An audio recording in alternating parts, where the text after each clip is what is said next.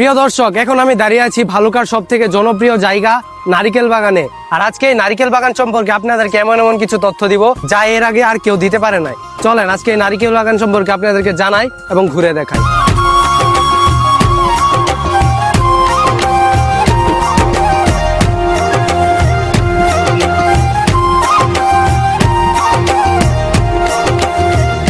Guys, আপনারা কি জানেন নারিকেল গাছ যে ডাব?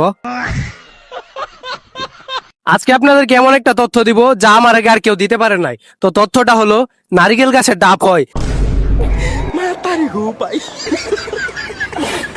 যেটা আপনারা আমার আগে এই নারিকেল বাগানে এসে কেউ বলতে পারে না। এই প্রথম আমি জানিয়েছি।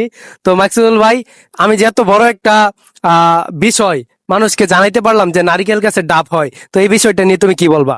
আমি শিহরিত, আমার আর কোনো অনুভূতি নাই, এখানে বলার মতো কিছু নাই।